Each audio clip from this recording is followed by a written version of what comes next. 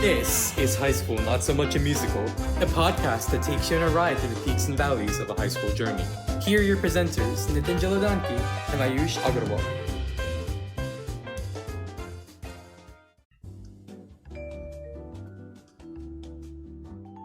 Hello, everyone, and welcome back to another episode of High School Not So Much a Musical. In today's episode, we're joined with Rishi's father, Dr. Sinha, who is the CTO at Zscaler, a Silicon Valley multi-billion-dollar cybersecurity company. So, Dr. Sinha, if you could talk a little bit about yourself, your childhood, your profession, and some of your interests, that would be a great way for our listeners to get to know you. Awesome. Thank you, Ayush, for having me on your podcast. It is very exciting, and I look forward to our conversation. Just a quick introduction. I was born and brought up in India. I grew in a little place called Jamshedpur. It's in the state of Bihar in India. It's an industrial town, kind of like a Detroit. Tata Motors there, Tata Steel there. So my parents, my dad worked in Tata Motors. He was an engineer, and you can say Jamshedpur was a pretty academic town. Mostly, all parents were engineers, and all kids essentially, in a stereotypical way, wanted to be either engineers or doctors. So I went to school. I would be what you would say a classic nerd. I loved programming, math, physics as a kid. Played volleyball in high school, and I did really well in school. In India, there's something called the Joint Entrance Examination. It's a nationwide test where all high school students take a test in physics, math, chemistry, and based on your performance, you get a national rank. That national rank lets you, choose your major and college you want to go to. So I did really well in that, and ended up at IIT Delhi. It's one of the premier engineering schools in India. I studied electrical engineering there. And again, as I said, I was a nerd. I did well, and ended up going to MIT in Cambridge, where I did my master's and PhD. So that's kind of quick background of how I grew up through high school and into college. So just for our listeners, could you just quickly explain what Zscaler is, what you guys do, and that'll lead into my next question. Yeah, so Zscaler is a cloud security company. We sell to big businesses. Think of businesses like Siemens and General Electric, or kind of the Fortune 500 big businesses. And as you know, cybersecurity is becoming a very important topic. You probably hear about a lot of ransomware attacks and identity thefts, and loss of information from businesses. And what Zscaler does is you can think of us as sitting between all employees of a big business and all destinations that they would like to access, whether it's on the internet or could be part of their private corporate application suite. And by sitting in between, we inspect everything that's happening, and we can stop bad stuff from coming in and infecting their employees. And we can also stop good stuff from leaking out to the internet, for example. So you can think of Zscaler as a security exchange. All of our customers, users, and their machines and workloads connect to Zscaler, and based on policies that they define with Zscaler, we can enforce security and prevent data from leaking out. So hopefully that gives you kind of a simple understanding of what we do. Yeah, this gives me a great understanding because one of my very close friends actually, he graduated from high school early so that he could go and study cybersecurity along with a minor in economics. So that leads me to my next question, which is, I mean, in the last year with the whole pandemic and quarantine and everything, students and school were more and more dependent on technology, and teenagers, especially like Rishi, Ayush, and I, we were spending upwards of 12 hours a day on our devices. So, why do you think that it's important that teenagers know about cybersecurity, how it works? And if they don't know, could you explain to listeners what exactly cybersecurity is and why you think the industry is growing so fast? Yeah, absolutely. I think, look, we are all becoming digital natives. We rely on the internet more and more. Applications are now, moving to the cloud. As kids, you probably hear about things like ransomware, or someone's password being hacked. Maybe you've gotten an email, spam link, you clicked on it, and maybe your machine got infected. So these threats are happening every day. In fact, just during the pandemic, if you just look at just this year alone, 2021, probably the damages that businesses had to pay from ransomware alone was north of $20 billion. So these are businesses that got infected by, say, ransomware, and they had to shell out money to get their business up and running again. So what's ransomware, right? Ransomware, quite simply, is you get a malicious link in an email, you click on it, and your laptop gets infected. And what the malware does is it encrypts all the data on your laptop with encryption technology that's impossible to reverse engineer unless you know the key. And so you're basically locked out of your own data. So imagine your entire laptop is just encrypted and you can't access your photos, your documents, any of those things, right? Now imagine the same problem happening for a big business. As a business, you might have 100,000 employees, and ransomware can spread, across these employees, and suddenly all your servers and your employees' laptops are kind of locked out, and your business cannot function, and that will result in lots of loss, right? You could be a pharmaceutical company and suddenly you cannot manufacture vaccines because your computers are down, or you could be a healthcare provider and all your data has been encrypted, and now it's being copied off on the internet and being sold on the dark web, and suddenly you have a massive data breach where you have to notify all your customers saying, oops, I'm sorry, or your data your privacy got violated and the data is out there, and hackers can buy it off the dark web and leverage it to do other things like identity theft, right? Now, what's identity theft? You kids are in high school, say you turn 18 and then you go to a bank and you want to apply for a loan, and then you realize that someone stole your social security number and has opened up a credit account in your name and raked up thousands of dollars as credit that hasn't been paid back. So now suddenly, the financial system in the US will think that you're not credit worthy anymore because someone used your identity, your name, your social security number, and basically took out a loan in your name, right, or bought a house or something like that.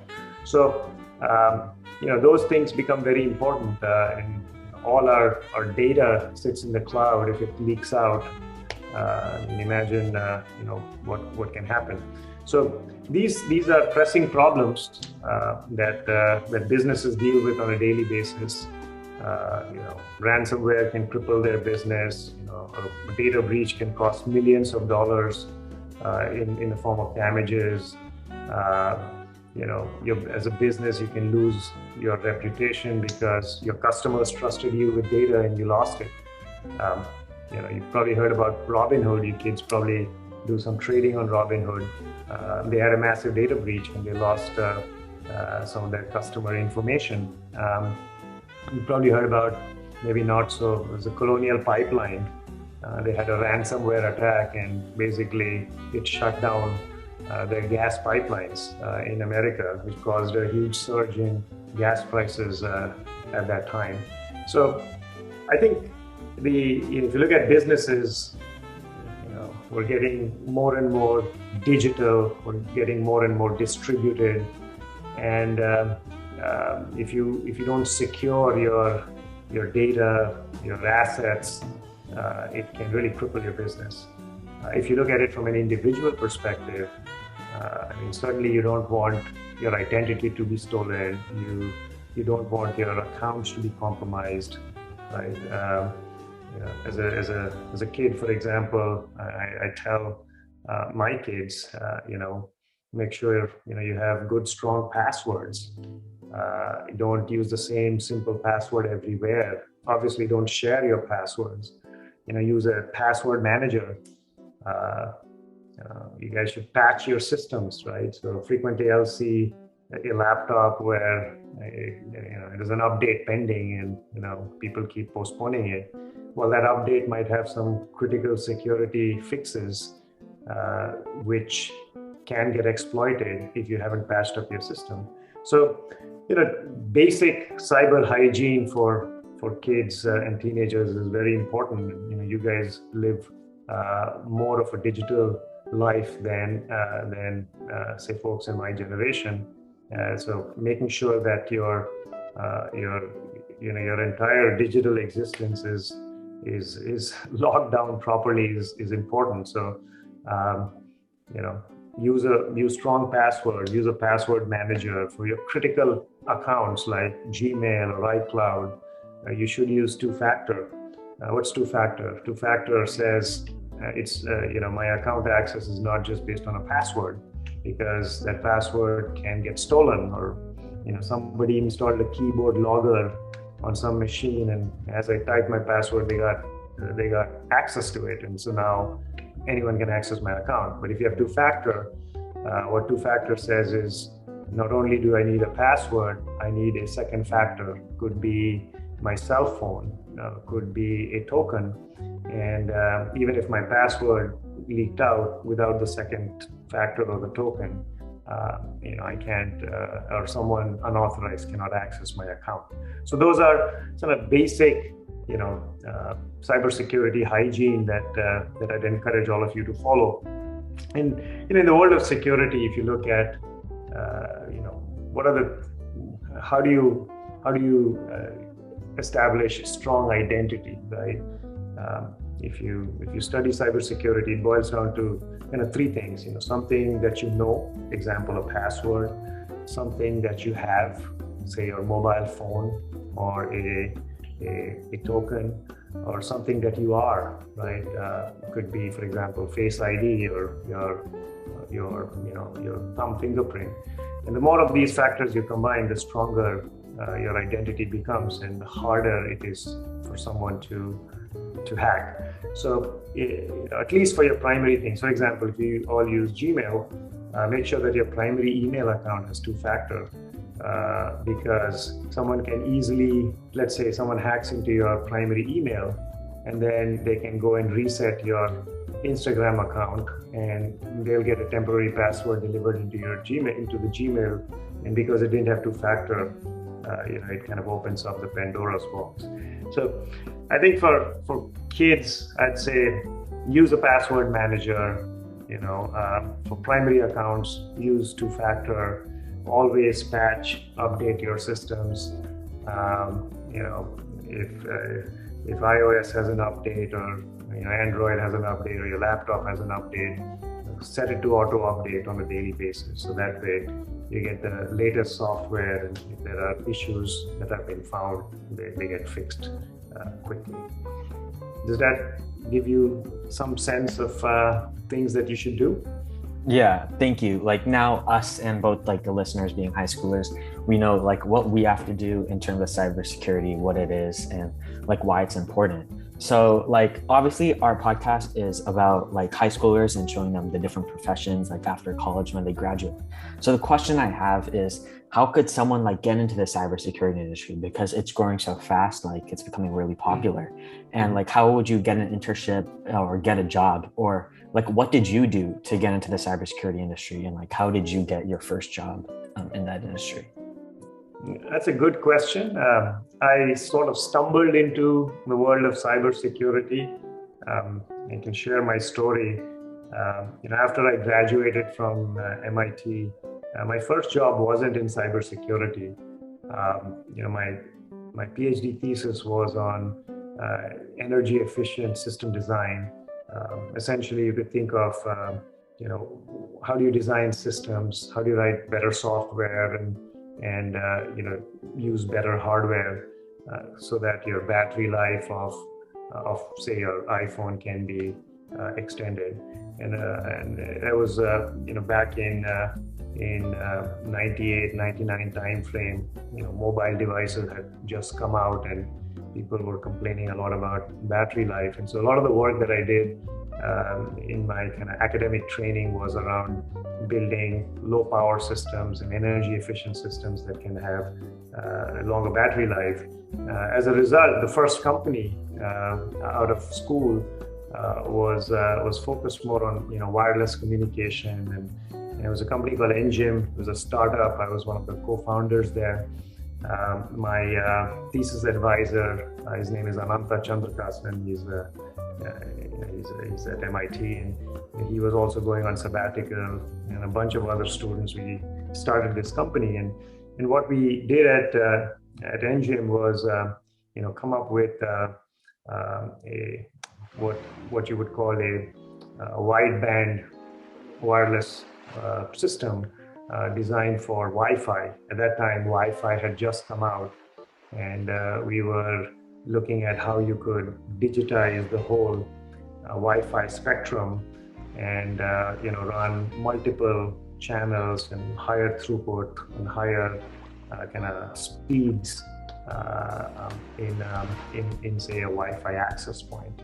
And so we did that, and it wasn't such a big commercial success. And the startup, we ended up raising about $42 million. This was September of 2011. It was a very bad time.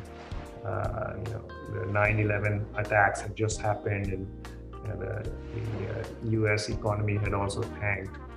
But we raised money and we did all of these exciting innovations. But the company wasn't a commercial success.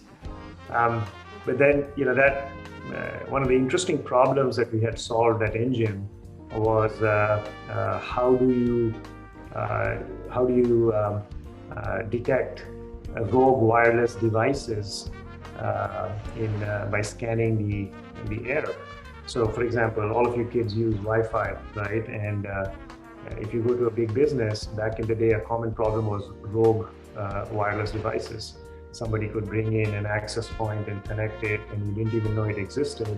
Or you could have Wi-Fi set up in your printer and you didn't even know it existed. And anyone could hack into it and see the last document you printed, or get onto your network and scan and find out other interesting things on your network because you left your Wi-Fi insecure. There wasn't any passwords or strong encryption on it. So one of the challenges that businesses had was, how do I find all of these rogue devices? The problem with wireless is, some of you might know this, wireless is half duplex. What does that mean? Well, that means when you're transmitting, you cannot listen, right? So imagine if I'm sitting next to you and you're trying to listen to someone across the room and I'm shouting in your ear, you won't be able to listen. And that's the common problem with wireless. You can either transmit or receive, but you can't do both at the same time. So one of the things that we had solved at NGM was on separate channels, how can you transmit and receive at the same time? in the Wi-Fi spectrum. And that allowed us to basically, while you were transmitting data on your Wi-Fi access point, it could also simultaneously scan the different channels and look for attacks and look for rogue wireless devices. And so that technology became very relevant, and I ended up joining a company called Air Defense. And Air Defense was solving wireless security by looking for rogue devices and looking for attacks, looking for someone trying to break your Wi-Fi password and gain access to your network to siphon data or do other subsequent attacks. And so Air Defense, was right place, right time. I think in about 2005, 2006 timeframe, the first series of attacks using Wi-Fi started. The big one was a company called TJ Maxx. It was the company that runs Marshalls and a bunch of other retail stores that you might be familiar with. And TJ Maxx got hacked by a bunch of criminals who were sitting in the parking lot of the mall, and they were able to break into the Wi-Fi network. It wasn't very secure, and once they had access to the store's network, Wi-Fi network, they were able to then plant more malware, and that was able to then look at every credit card that was swiped within those stores and get all the credit card information. So with that, they were able to siphon, I believe, around 40 million credit card numbers. And that led to one of the biggest early data breaches, where 40 million credit cards were stolen. And once you have their credit card number and name and CVV and other information, you could then run up unauthorized transactions or sell it, etc. Right? So I think that's what got me introduced into the cybersecurity industry, and then from Air Defense I went to Zscaler, to Motorola. For kids today, I think cybersecurity is a big hot area. You could do courses on Coursera or other online courses. There are courses from industry, industry leaders. There's certification programs that you can take a look at. There are university cybersecurity programs that you could take a look at. A lot of information is available online for ethical hacking. So you could download a few tools and play around, but again, do the right thing. Don't try to break into your friend's system and do inappropriate stuff. But you can do a lot of ethical hacking and learn from it. So let me ask you this: Are you kids interested in doing cybersecurity? I guess I can go first. I think that cybersecurity is a really important area that now, because everything is turning into digital. And one of the great examples was I was watching this show called Silicon Valley, which probably a lot of our listeners have probably watched as well. And their whole thing was about encryption and how to do compression with really good encryption. So I think that cybersecurity is slowly going to make its way to every single industry, because when you think about it, 20 years ago, refrigerators were just refrigerators, but now you can make phone calls on the refrigerators. You can do so much more than you could in the past. And now our cars, there's so much security that needs to be embedded within all of these major industries. So I think that there's definitely a need for it, and it's gonna consistently grow over the next few years as more and more things become more and have more technology inside of them, which makes them more prone to hardware hacking. What do you think, Ayush? Yeah, I remember a couple years ago, there was the issue with the hospitals where I forgot the name of the exact ransomware, but it was essentially able to hack into every single hospital and essentially get rid of a lot of the patient data. So that made it very difficult for the hospitals to function and actually treat those patients. And as Nitin said, because of the increasing amount of ransomware, and also because a lot of industries are using tech for pretty much everything, that makes a lot of our data susceptible to ransomware and to cyber attacks. In fact, for example, like I do public forum debate, and we actually had a topic about like the United States offensive cyber operations and how like the United States conducts them around the world for military and like national security concerns. But that same offensive cyber operations, the United States has had to start to pair those up with a long line of defensive cyber operations as well, in order to protect a lot of the hacking that comes from, you know, like small scale hackers in China, Russia, etc., that are always trying to like hack into the United States grid, for example. So yeah, like Nitin said, I think cybersecurity is going to become especially important, especially with every industry kind of shifting to tech. It becomes necessary to protect that tech as well. No, Rishi? Go ahead, Rishi.